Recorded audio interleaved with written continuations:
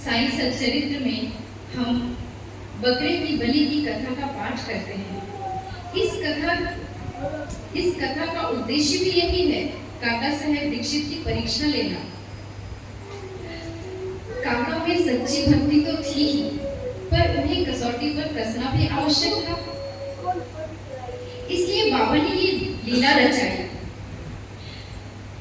हैजा के समय में सिरडी ग्राम के पंचों द्वारा 2 आदेश जारी किए गए थे। पहला, गांव में लकड़ी की गाड़ी न आने दी जाए, और दूसरा, बकरे की बलि न दी जाए। दोनों ही आदेश प्राय अंधविश्वास थे। बाबा को इसे प्रमाणित करना था। प्रमाणित करने के साथ साथ वे काका की परीक्षा भी ले लिए। उस आदेश के समय ही किसी ने मस्जिद में एक बकरा लेकर के आया। बड़े बाबा के समक्ष ही खड़े थे। बाबा ने बड़े बाबा से बलि देने के लिए कहा। बाबा बड़े बाबा का बहुत ही सम्मान किया करते थे। उन्हें बड़े आदर के साथ अपनी दाहिनी तरफ बैठाते थे, और जब वो मस्जिद से बाहर जाते तो उनके साथ साथ वे 100 कदम तक उन्हें छोड़ने जाया करते थे। प्रतिदिन 50 रुपए अपने दक्षिणा में से बड़े बाबा को दिया करते थे। इतना आदर और सम्मान करने के बाद भी बड़े बाबा ये कहकर अस्वीकार कर दिए कि बलि देना तो व्यर्थ ही है। तब बाबा श्यामा से बोले। श्यामा चाकू लेने के लिए राधा कृष्ण माई के पास गए। राधा कृष्ण माई ने चाकू तो उन्हें दे दिया, पर जैसे ही उन्हें कारण का पता चला, उन्होंने वापस चाकू मंगवा लिया। ये दोनों भक्त बाबा के अंतरंग भक्त थे। श्यामा तो बाबा को सखा रूप में देखते थे, और राधा कृष्ण माई वे तो बाबा को अपना कृष्ण भगवान ही मानते थे। बाबा की कृपा से राधा कृष्ण माई को योग शक्ति भी प्राप्त थी। मस्जिद में बाबा को क्या चाहिए ये अपने घर बैठे ही वो जान जाते थे। यहाँ तक कि बाबा जब स्नान करते थे, बाबा की इतनी भारी और लंबी कफनी को वो उतनी ही देर में धोकर सुखा देती थी जितने देर में कि बाबा स्नान कर रहे होते थे। बाबा की इतना कृपा प्राप्त होने के बाद भी वे उनके आदेशों का पालन ना कर सके।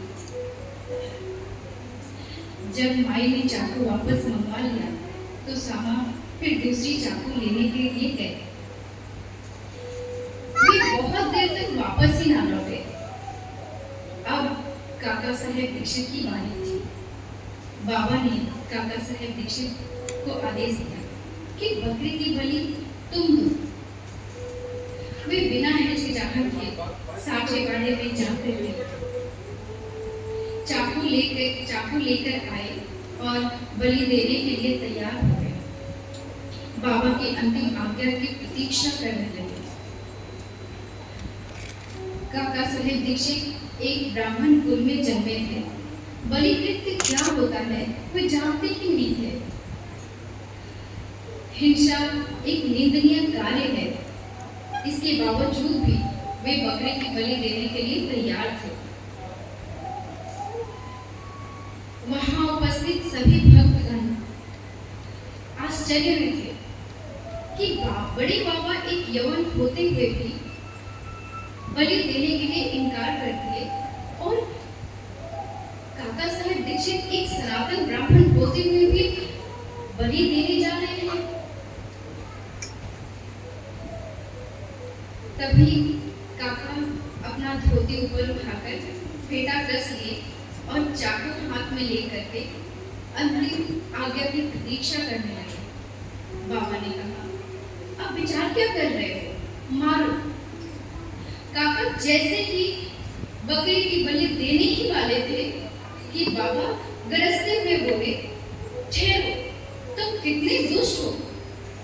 तुम एक ब्राह्मण होते हुए बलि दे रहे हो। काका चाकू नीचे रख करके बोले, बाबा मैं तो सदैव आपके आज्ञा का ही पालन करता हूँ। मैं बिना सोचे विचारे केवल आपके आज्ञा का ही पालन करना अपना कर्तव्य समझता हूँ। और बलि देने से मुझे पाप मिलेगा या पुण्य, ये मैं आपके होते हुए ये मुझे सोचने की आवश्यकता ही नहीं है। कैसी समर्पण और कैसी भक्ति थी काका साहेब दीक्षित की। वे सच्चे भक्त तो थे ही, पर बाबा उनके परीक्षा द्वारा सभी को ये बताना चाहते थे कि अगर समर्पण की भावना हो तो ऐसे, जब तक हम अपने इष्ट के प्रति संपूर्ण शरणागति के साथ भक्ति नहीं करते हैं, तब तक वो भक्ति हमारे किसी काम की नहीं होती। काका साहेब दीक्षित ऐसे भक्त थे कि वो अपने अंतिम समय तक बाबा की लीलाओं का गान करते हुए, उनके नाम स्मरण करते हुए अपने प्राण को त्यागे। हमें काका साहेब दीक्षित के चरित्र से ये सीखने को मिलता है कि हमारे लिए हमारा गुरु, हमारे इष्ट ही सर्वस्व है। हमें संपूर्ण शरणागति के साथ अपने इष्ट और अपने गुरु के चरणों में रहना चाहिए, क्योंकि हमारे भले का सबसे पहले हमारे गुरु ही सोचते हैं।